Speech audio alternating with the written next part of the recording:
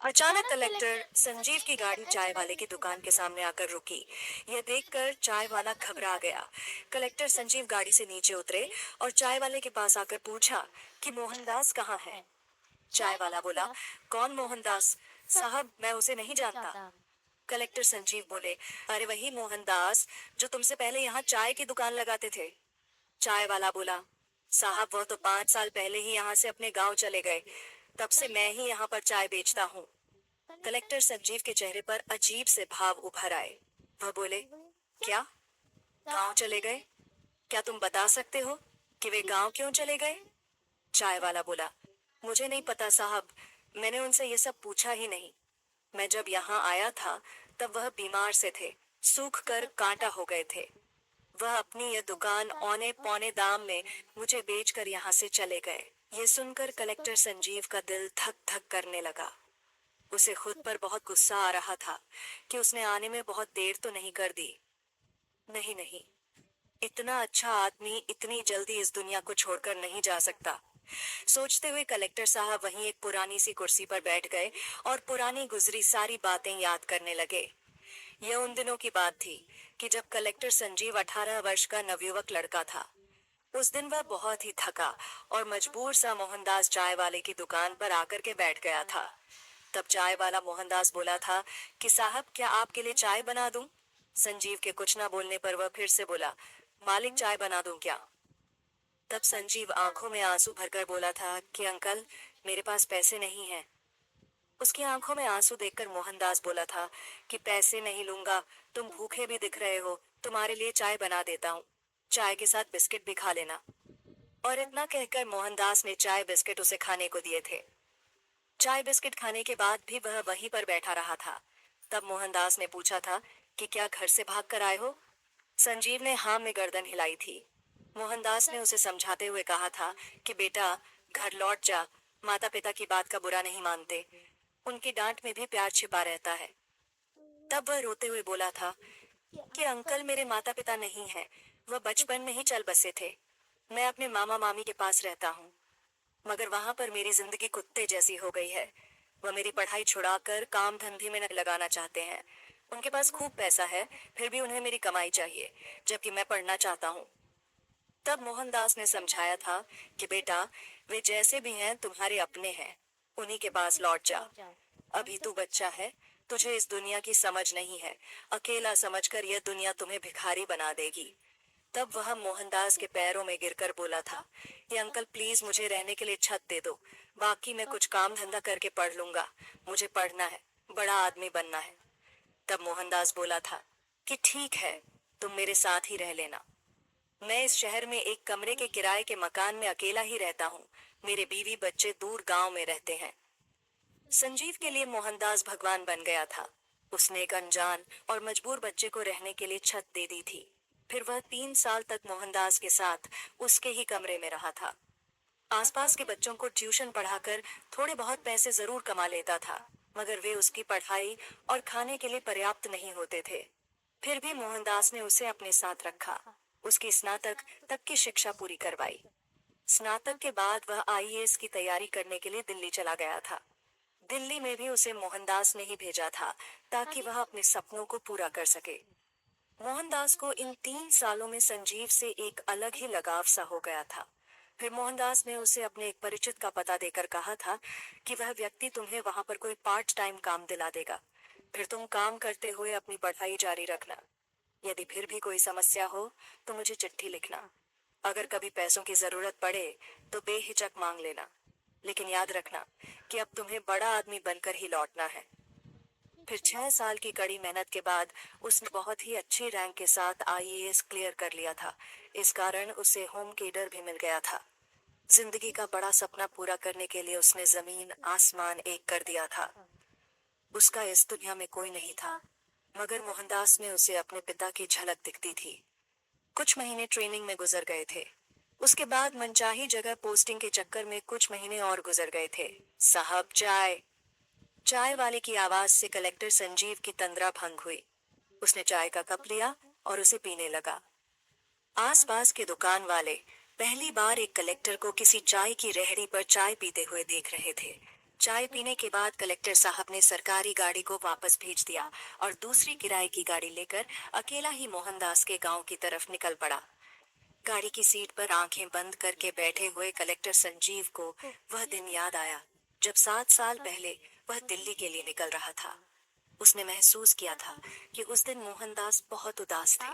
वह उसे ट्रेन में बैठाने भी आया थे। रास्ते में उसने कहा था कि बेटा, तुम कभी भी खुद को अकेला मत समझना। बेटा, तू जानता है कि मेरा कोई बेटा नहीं है। समझ लेना कि तू ही मेरा बेटा है और घर में तेरी माँ भी है। वह तेरे बारे में सब कुछ जानती है और तुझे देखने के लिए तेरी राह तकती है। तेरी 2 बहनें भी हैं, रीमा और सीमा। सीमा अब 15 साल की हो गई है और रीमा 13 साल की हो गई है। दोनों तुम्हें राखी बांधने के लिए तुम्हारा इंतजार करती है। एक तू ही है जो मेरे साथ गांव नहीं जाता, वरना सब तेरा इंतजार करते हैं।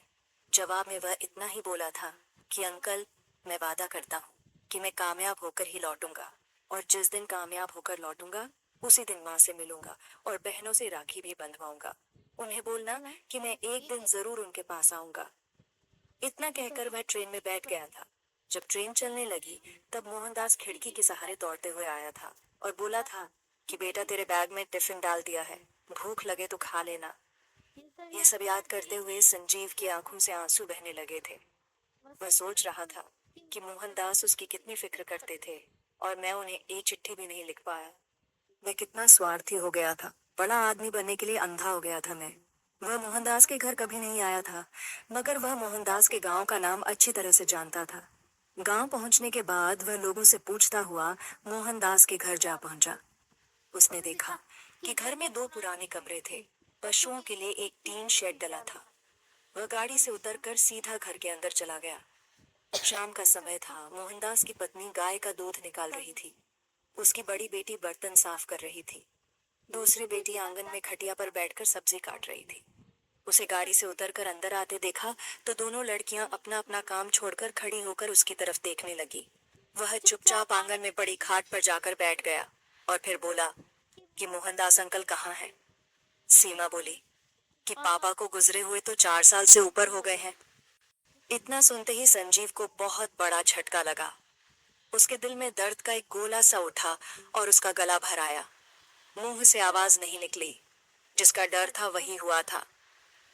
उसके बड़े आदमी बनने पर सबसे ज्यादा खुश होने वाला आदमी अब इस दुनिया में नहीं था।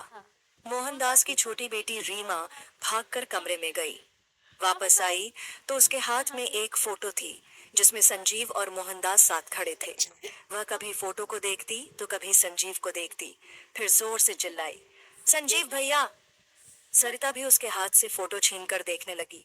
फिर वह भी चिल्लाई, माँ देखो, संजीव भैया आ गए। संजीव ने खुद के लिए भैया नाम सुना तो उसकी आंखों से आंसू बहने लगे। वह दोनों हाथ फैलाकर खड़ा हो गया, जैसे बहनों से कह रहा हो, आ जाओ छुटकी, गले से लग जाओ। वह उनके लिए एक अनजान शख्स था, मगर रिश्ता दुनिया का सबसे पवित्र रिश्ता भाई का था। वह दुनिया में अकेला था और बहनें भाई की कमी से पगलाई हुई थीं, इसलिए दौड़कर दोनों एक साथ भाई के गले जा लगी। माँ भी दूध निकालना बीच में छोड़कर उनकी तरफ लपकी। माँ करीब आई तो वह माँ के पैरों में झुक गया। माँ ने बहती आंखों से उसे उठाकर आंचल से लगा लिया। फिर बोली कि बिटवा, आने में बहुत देर कर दी। सीमा के पापा तुम्हें बहुत याद करते थे, अंतिम समय तक तुम्हें याद करते रहे। वह तड़पते हुए बोला कि उन्हें क्या हुआ था माँ? माँ बोली, 5 साल पहले जब शहर से लौट कर आए थे तब पता नहीं उन्हें क्या बीमारी लग गई थी। सूख कर हड्डियों का ढांचा लग रहे थे। खाया पिया पचता ही नहीं था। 1 साल तक जगह जगह से जाकर दवाई ली, मगर कोई फायदा नहीं हुआ। फिर एक दिन वहां में छोड़कर चले गए। माँ आगे बोली, उनके जाने के बाद बहुत मुश्किलें आ पड़ी। सीमा के दोनों चाचा मेरे पीछे पड़े हैं। वह कह रहे हैं कि घर और खेत उनके नाम कर दूं, वरना बेटियों की शादी नहीं होने देंगे। पिछले 10 दिनों से तो लोगों ने नाक में दम कर रखा है। बेटा, वे रोज धमकी देते हैं कि बेटियों की शादी के बाद तो ये जमीन वैसे भी उनकी ही हो जाएगी। संजीव बोला कि मैं आ गया हूँ माँ, अब मैं सब ठीक कर दूंगा। वह भरे गले से बोली, आने में बहुत देर कर दी रे बिटवा। वह भी रोते हुए बोला कि बड़ा आदमी बनने के चक्कर में फंस गया था माँ। वह उसके चेहरे पर लाल लड़ाते हुए बोली, बड़ा आदमी बना कि नहीं? वह बोला, हाँ माँ, बन गया हूँ। माँ ने जिज्ञासावश पूछा, कितना बड़ा? थानेदार जितना बड़ा या फिर तहसीलदार जितना बड़ा?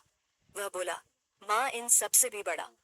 वह मुस्कुराते हुए बोला, माँ, मैं कलेक्टर बन गया हूँ। सीमा बोली, माँ, भैया जिले के सबसे बड़े अफसर बन गए हैं। माँ बोली, अच्छा तब तुम लोग रुको, मैं अभी आती हूँ। कहते हुए वह घर की दीवार के पास गई और अपनी देवरानियों के घरों में झांकते हुए तेज आवाज में बोली कि सुनो विमला, मोनिका, सुनो सुनो, अब मैं अकेली नहीं हूँ, मेरा बेटा आ गया है। तुम्हारा रिश्तेदार थानेदार है ना, पर मेरा बेटा कलेक्टर है। अब मेरी जमीन की तरफ जरा भी बुरी नजर डाली तो चीर कर रख दूंगी। देवरानियां तो वैसे भी दीवार के पास खड़ी होकर सब सुन रही थीं। जब सीमा की माँ ने ऐसा कहा तो वह डर गई। संजीव को अब तक जो सैलरी मिली थी वह सारी कमाई माँ के चरणों में रख दी। उसके बाद वह चला गया, मगर वह हर संडे अपने घर अवश्य आता था। उसने वे सारे फर्ज निभाए जो एक बेटा निभाता है। बहनों की धूमधाम से शादी की, फिर माँ को अपने साथ ले गया। अब माँ बेटे साथ रहते हुए उसके लिए सुंदर से लड़की ढूंढ रहे हैं। दोस्तों, इस कहानी से यह साबित होता है कि कभी कभी खून से बढ़कर दिल का रिश्ता साबित हो जाता है। तो दोस्तों, कहानी पसंद आई हो तो एक लाइक अवश्य कर दीजिएगा। धन्यवाद।